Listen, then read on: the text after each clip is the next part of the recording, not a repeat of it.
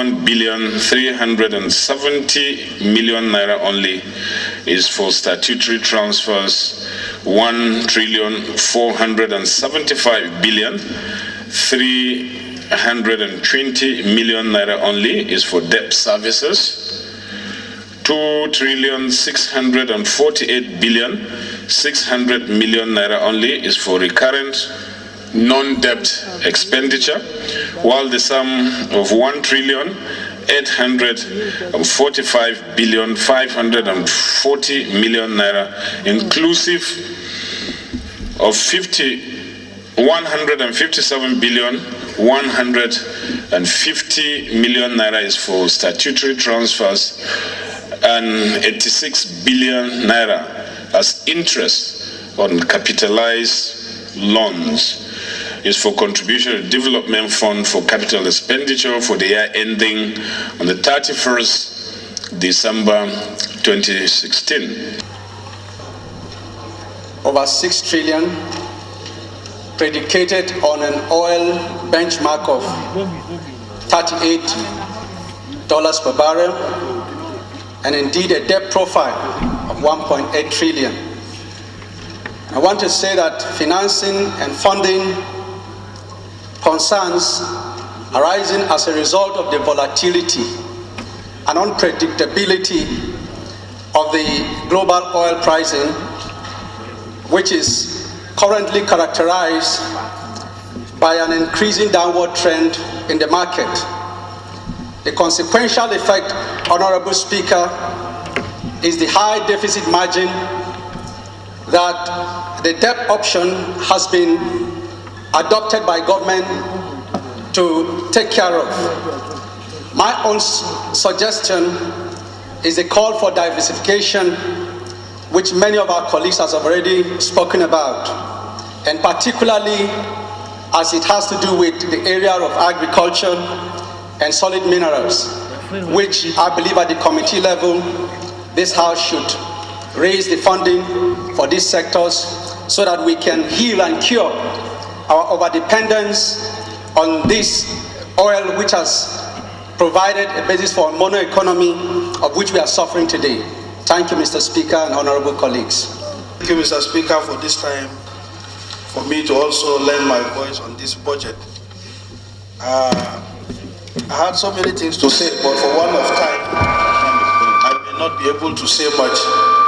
One thing I want to observe is that funding is largely coming from the non-oil sector, and the provisions that have been made in sectorial allocation of the budget, you will see that the areas where you are going to encourage some of these non-oil revenues to come from are being underfunded. A very clear example is agriculture, where you have over 70% of the Nigerian populace who are farmers in that area.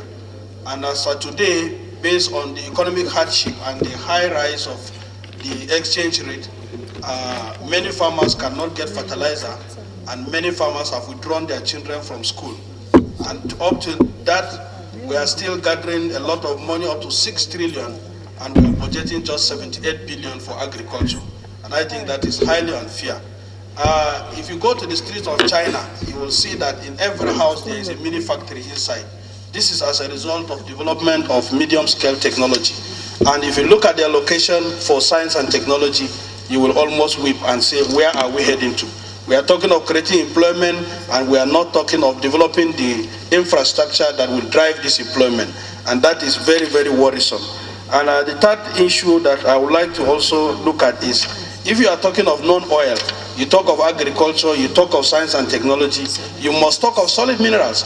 And if you look at the solid mineral sector, just about 18 billion is provided at an era where you're talking of non-oil revenue. And I think this also is unfair, and I think we should look at this very well, because this is the area where a lot of illegal mining is taking place in Nigeria, and unless we deploy so much funds into this sector so that we can develop the sector, definitely we'll continue to go through this same system, and this so-called non-oil revenue may hardly be achieved. Thank you, Mr. Speaker. On capital projects, it means that we're spending money, we're borrowing money to spend on things that we should not be spending money on. I think we have to check that our expenditure should not be on, our borrowed money should not be used on recurrent. The second thing, sir, if you look at the proper reading of the MTEP as we approved, and the budget proposals that were brought, the three booklets, you will notice that not all proposed expenditures of government and its agencies have been captured in the bill. There are over 3 million, other expenditures of over 3 trillion in the MTEF have not been captured in the 2016 appropriation bill. And if you add that 3 trillion to the 6 trillion, it means that the actual expenditure of government in the coming year is 9 trillion. I think we need to sort these things out properly. Thank you, Mr. Speaker. Perspective on the budget estimate, really, and I must say that it was a very illuminating debate, and this should guide us as we move forward. Now, the most important work on the budget will commence. That is the process of turning the estimates into law. Some have spoken about imperfections in the document, and it's expected of us as a parliament now to cure these imperfections in the bill that will ultimately transform into an act which becomes a law that must be implemented. But I want us to keep in view our commitment to the people, which is that as representative of the people, we must always put the interests of the people first. So as we put these estimates into a bill that will finally crystallize into a law, my appeal is that we put the interests of the people first, not our own interests, please. So on that note, I'll put the question, and the question is that the bill be now read a second time. Those in favor of the motion say aye. Aye. Those against it say nay. The ayes has it.